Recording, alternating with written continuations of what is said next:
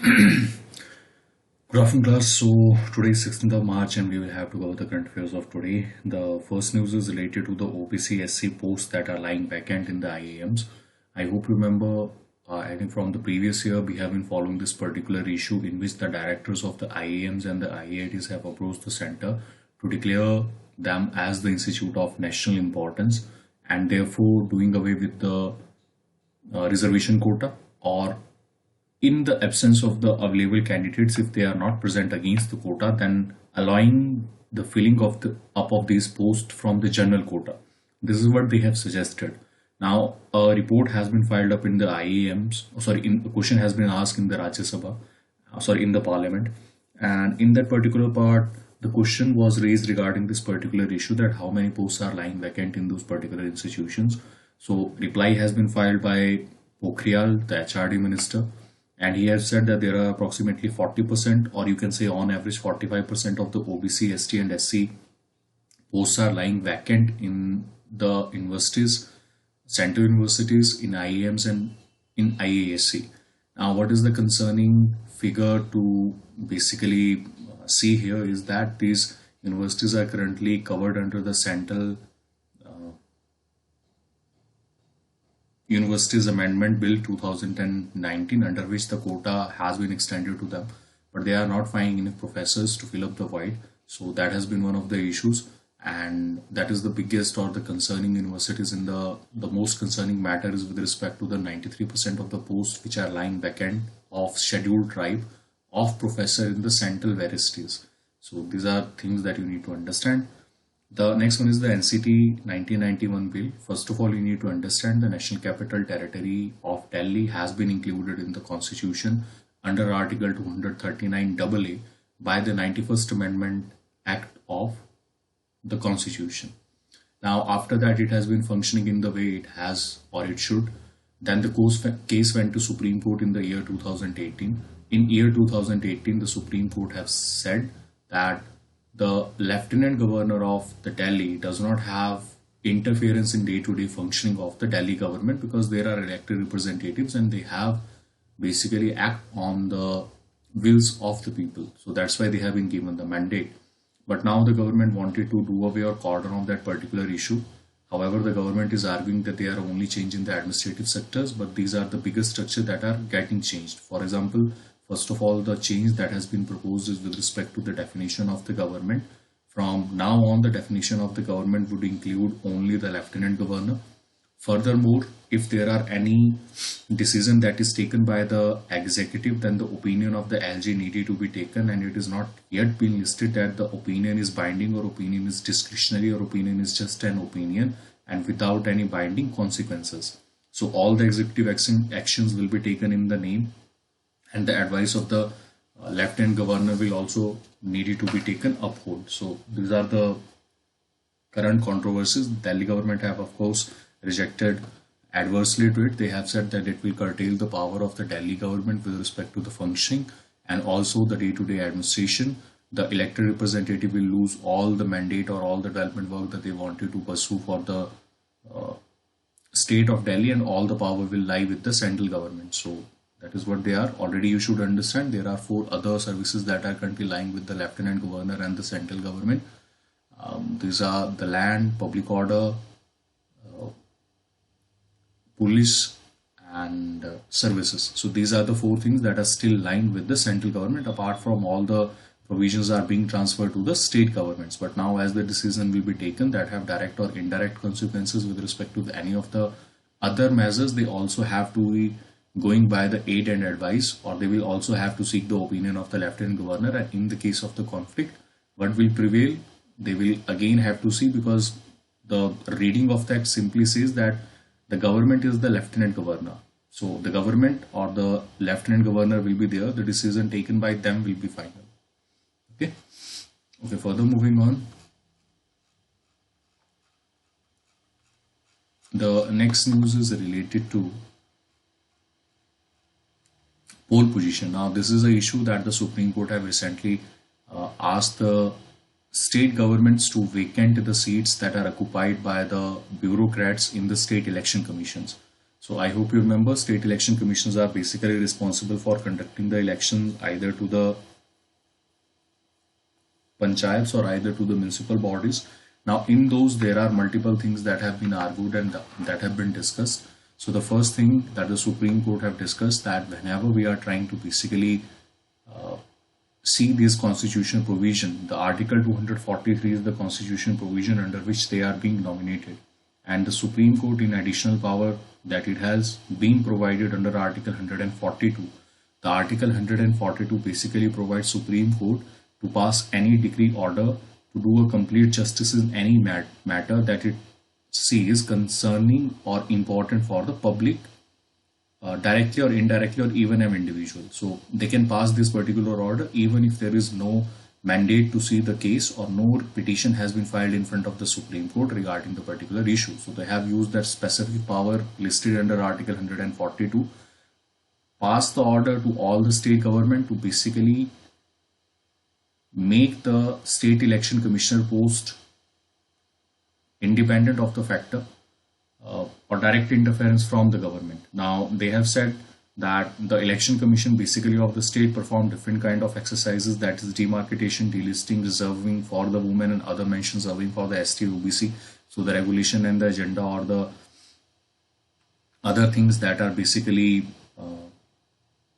mandated and reserved had to be reserved in the mandate of the state election commissioner. So as it is getting reserved, so it is an important functionary of the constitution and should be treated as such. Earlier what used to happen, that there were certain secretaries who were nominated as an additional charge, who were executing an additional charge of the state election authority. So directly the government was controlling everything that was going to happen in the state election commissions. But now the Supreme Court have came heavily on that, and it is critical for the independence of the elections that are going to be conducted in the future in India.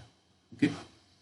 The next one is the Giant Leap Forward for the Quad. So basically, the Quad have now moved from all the things that earlier have been a loosely knit group to a tightly knit group, and it is a defining moment in the Asian geopolitics, we can say. And from 2004 tsunami, we have been cooperating with one another, to the 2006-8 diplomatic cooperation, in which not many multiple countries have cooperated with one another. But then again, there were, you can say, objection at that particular time also with respect to the Chinese authority. But now it have come of age, and there have been 5 ways under which he sees that this particular grouping is going to affect directly or indirectly different thing. The first change that they have done is the joint vision of the Indo-Pacific, which has been absent till date. For the first time, the Quad have given an objective with respect to the Indo-Pacific of free, open, inclusive, healthy and democratic value to be propagated in the areas that are around Indo-Pacific. The second one is the security and rules that are based on the maritime order. Now they are the clear threat that are assessed by the different people with respect to the trade, with respect to the security, and with respect to the dissemination of the democracy around the countries. Then there is confidence building measures in the South Asian region. Although the Asian region is currently wary of the fact that whatever the Quad grouping will bring onto the table, but still they are cooperating, and they are seeing this another grouping with curiosity, that what this particular grouping will amount to and what are the 4 countries who are currently cooperating in it. Then there are working groups, the establishment, which have started working for the 3 C's. These contain the COVID situation, the climate and the critical technologies. So now they have an agenda on which they can have minister level meeting and also cooperation with respect to the working groups, that how the progress should be done. So they will be complementing each other's strength in the Indo-Pacific region, and therefore countering the effect of China by a combination of the multiple pool of resources that will be attributed or given by the different countries in those particular 4 groupings. When we talk about Quad, the meeting and the engagement have set up the tone for the Indo-Pacific region and also for the democratic values, but it have to do away with all the other things that are currently halting its progress. The first of all has been the individual interests of the parties. They need to have a combined interest of the parties, only then they will be able to use it. If we talk about the 2 major entities who will be getting affected by it, one will be China and one will be the Asian nation. When we talk about China, China have already made a statement, but basically in the Quad grouping it have targeted the country of India the most, in which it have said that it could be, or India could become a negative asset for the Shanghai Cooperation Organization, and also with respect to the BRICS nation, because in that India is cooperating with China and it would become a negative concept. That's why China is initiating directly on India that it should abstain from any regional organization that is anti-China and should not see China as a threat, or the hype of the China as a threat should not be done. Apart from that, when we talk about the Asian region, so it is cautious in Benison. Right now, the response and the approach, they are still sitting on the sideline and seeing how this particular grouping will turn out in the near future with respect to whether upholding of the values, the corporation, the funding, or even one-to-one engagement and the relation that it want to promote in the Indo-Pacific region. So these are some of the aspects that are there. The next one is the limit of the POCSO. Now, this is a serious case of, I think, a law gone bad, although the intention is true. So first of all, under the POCSO Act, if there is any form of sexual crime that is being committed under the age of 18, the law says that any person who is under the age of 18 shall be tried as a children. But here, Shraddha Chaudhary is on the opinion that there are children who are, if you regard them children, but we regard them adolescent. These adolescents are from the age of 16 to 18 and they are consensually engaging into sexual activities. Now, if there is a particular case that is a relationship gone wrong, first of all, you cannot define that whether it was a love-making process or whether it was an assault. In the case of the International Convention and the international law, because they are both provided in the Constitution under Article 15 for the special provisions that are made for the protection of the children, and also the UN Convention of the Rights of the Child. So the basic objective of these two has been for the protection of the children below the age of 18. Now, these particular law have regarded that although it may seem according to the morphological changes that are currently coming up into the bodies of these people and the society and the fabric of the consensual sex has also been changing, because earlier it was high but now it has also been changing. The law defined that they are still not capable enough to take an informed decision, therefore they should be treated as a children. Now, in that particular case, there are two fallouts that are currently happening. If it is a sexual assault, then it should be tried as under POCSO, Prevention of Child Sexual Abuses. But in India, we also see there are different child marriages. According to the definition of the Supreme Court, when we have gone by the way of the law, they have designated that under 18, even if it is a marital sex or in a marriage, it is a marital sex, then you will be tried as a offense under the POCSO Act. It will be tried or the case will be pursued as a sexual offense being committed by the husband. Now, in the another case, if it is a consensual sex between a girl and a boy, then they are adolescents, and treating them in the form of the criminalization generally hamper on the rights of these particular individuals, because you cannot just justify that what is their intentions are. So it could be the process of love making rather than it could be abusive. But as the law does not provide you enough leverage to register a case, because there may be further fallouts of it. For example, if it is a process of love making and let's say the girl get pregnant due to any concern and she dies, then it is very easily can be turning around on the male or on the boy that this is the crime that you have committed and you will be tried under POSCO for raping a particular girl under age. That is also underage. Now, these are some of the things. The binding ways are not actually helping the cases of the POCSO, and this is a serious anomaly that is currently existing. Now, the Supreme Court and the courts have basically taken a leverage depending on their own situation. The law need to be clear in that. If there is a consensual sex, I think the parliamentary committees, as they have been suggested or they have been sitting in the parliament, they have already suggested that in the age of 16 to 18, the cases that are being listed in that of any sexual intercourse between the individual, it should be treated as a rape or consensual sex depending on the facts of the cases, because the facts of the cases may be independent. But as the law does not allow you to register a case below 18, it always be tried under POCSO Act. So I hope this is clear. The next one is the global leader in the post-COVID area. So I hope you already remember Prime Minister Modi have said for that the medicines are the global goods, and therefore there is a need for basically doing away with all the nationalism, hyper nationalism of vaccines that is currently working around it, and the rich country should be uh, wary of the facts that the poor countries are have dearth of resources in implementing the vaccination for their own particular country. Now, PM Modi have already highlighted that if there is no vaccines that are currently present or no medicine that are currently present, that may lead to humanitarian crisis and economic crisis. What is the need? We need affordable, equitable, and quality supply of vaccine. In that particular part, there is a need necessity of research and development and innovation. So if we want to pursue research and development and innovation, then there is national education policy that is around the corner. This national education policy has specifically focused on the higher education institutions, and there have been multidisciplinary education and research universities that are currently working. There is National Research Foundation, and that is the outlay of having giving the outlay of 50,000 crore, from which any type of private or the public university can seek funding for themselves.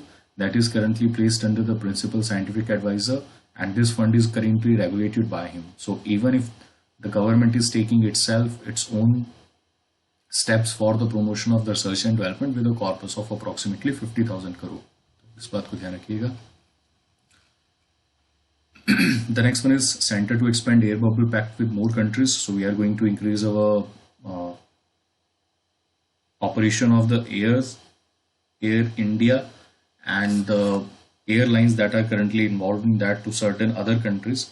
And these certain other countries would be Saudi Arabia, Kuwait, China, Japan, and Singapore. So that is a step that we are going to take now. I hope this is clear.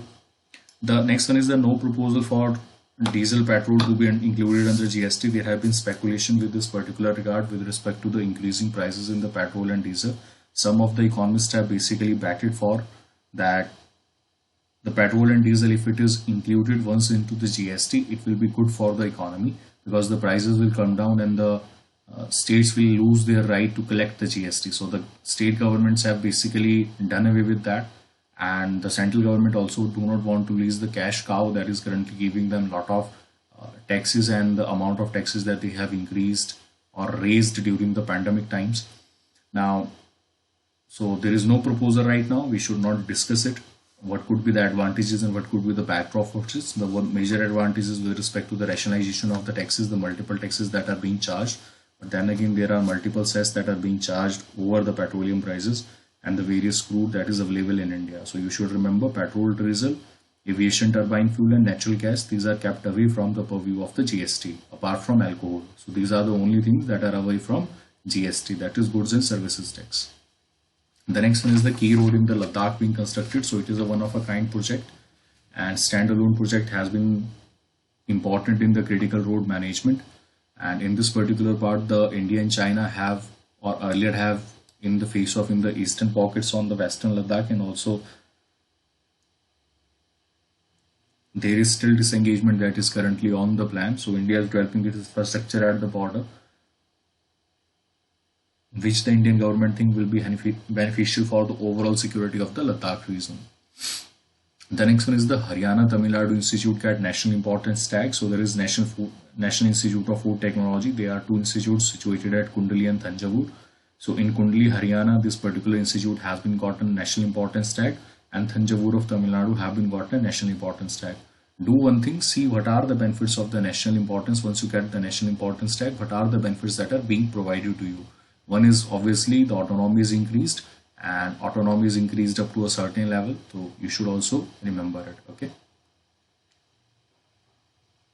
The next news is related to India's arms import down by 33%. So although this report has been presented by CIPRI, but CIPRI also have said that it is difficult to ascertain that whether there is a drop and whether there is an expansion because of the fallouts, because some processes have taken years to complete. So you cannot actually include into them the previous procurement year. You cannot include them in the upcoming procurement year. So that's why it is not a clear justification. They have already clarified it.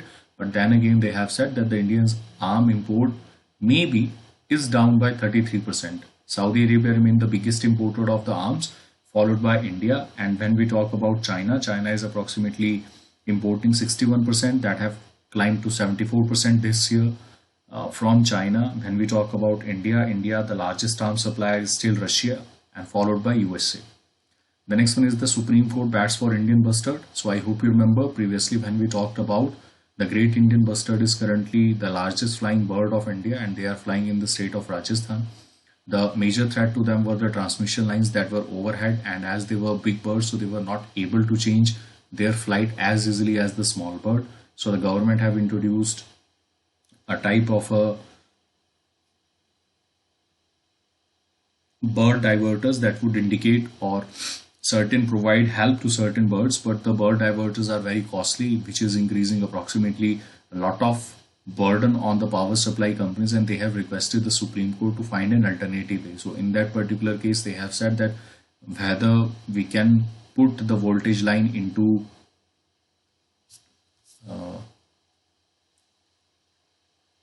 underground facilities. So in that particular case, the power companies have said that it can only be happening for the low voltage lines and not the high voltage lines. So these are some of the things that we talked about. The next one is the Supreme Court begins hearing quota verdict case. So this is with respect to the 1992 Mandal case. They are currently listing that whether this should be referred to a larger bank. So they are hearing arguments on either side. And from the initial, actually the judges have not given any opinion, but the other people have said that they should only hear the quota and they should not hear the issues with respect to the 1992 bench judgment. Okay, so if there is a review, it may be possible, it may not be possible that the judges will be what the statement or what the judgment the judges will be giving, we do not know. But in the case of 1992 judgment, right now there is a particular environment that is being created that the 1992 judgment was true. The only thing the Supreme Court need to look after that whether the adjustments needed to be provided, whether the special cases are being followed, or whether there is extraordinary exceptional circumstances that exist which have exercised in certain states or as exercised by the union. So these are the certain things that are being looked after now. Okay, further moving on. The next news is small clique will destroy global order. So clique is type of a close-knit group. Now, again, China have criticized this particular issue. They have said that they have exaggerating the speculative threats with respect to the China, and the aggregation of various things that are not existing is condemnable. India should look out that it should not destroy or not attach too closely with USA, because it have also certain share with respect to the Shanghai Cooperation Organization and the BRICS organization, where it had to cooperate on multiple fronts. So I hope this is clear. The next news is related to the PAC and why raises concern over burqa ban in Sri Lanka. So they have just raises their concern, nothing more than that. Then there is Adani confirmed role in the Colombo terminal project. So basically this is a go ahead by the government also. Now I hope you remember the West Container Terminal has been offered to the Indian government. Now Adani Group have basically taken up this project in the Western Container Terminal, as they have been they have taken investment in the Western Container Terminal, as they have done away from the Eastern Container Terminal at Colombo Port. So this has been protest, I think all news you know. Now Adani Group have confirmed that they will be investing, so sooner or later the government will also be investing in those particular issues. The Catholic Church cannot bless same-sex unions. This is said by Vatican, as a question has been posed by Vatican. So the Christian community, basically the head of the Christian community, have directly said that in the case of same-sex marriages, we cannot solemnize them. If they want to get married, they can get married somewhere else, but we are not going to solemnize any of the weddings in the church under the purview of the churches or under the doctrine of the faith. The next one is the Biden seek to boost Asia alliances. So he want, as the John Blinken is basically moving towards and having meetings with South Korea and Japan and the region of China. So there will be another possibility that what will come out of these particular talks and how these particular things will look after once the talks are being established between the two nations. So we will have to keep eyes on that, and what they are actually asking for the Asian authorities or the Asian countries to look for. These are other issues, because now the two world powers are there. There is already a report that has been going turns in America, which have said that with respect to the combined capacity of the economic, military, diplomatic, and financial. China is the immediate threat and not Russia. Russia may have been a threat in the case of the Cold War, but in the today's scenario, if there is any country that is going to challenge the hegemony of the USA in the world, it is going to be China, and we will have to basically control the rise of the China in Asia. The next one is the Iran unveiled underground missile facility. So Iran have been developing underground missile facility just to prevent itself from the attacks that currently or in future may be inflicted upon it by the US authorities or the NATO authorities. So now they are working on this particular issue for a better reporting and not better reporting but better targeting, you can say. So they are using this better targeting in the form of the disguise against any of the countries that may launch attacks on them. So the missile facilities are there. Iran have not given the details that here the missile facilities are, and they have strategic reason that is currently present over there in the form of Strait of Hormuz. That is the thing that they can travel, and it poses direct immediate threat to the countries that are in the neighborhood. For example, the basic is Saudi Arabia, then we have UAE. These are the countries who have or would suffer from this particular happenings that are happening in the Gulf region. And the next one is the stock slips as COVID cases rise, inflation worries flare. So inflation is on the increase, due to which the stock market have declined. A lot of the people have taken out their money. They have been selling this particular part, due to which they are being sold at a cheaper prices, and that is a worry now. The next one is the trade deficit risen to 12.62 billion. So India's export grew marginally and the export grew by 7%, mainly because of the petrol prices bill that is increasing day after day, and that have led to a decline with respect to the various opportunities that may have been offered or will be offered here. Okay, तो इस बात को ध्यान रखिएगा. तो अभी के लिए इतना ही करते हैं, फिर नेक्स्ट लेक्चर में यहीं से आगे शुरू करेंगे.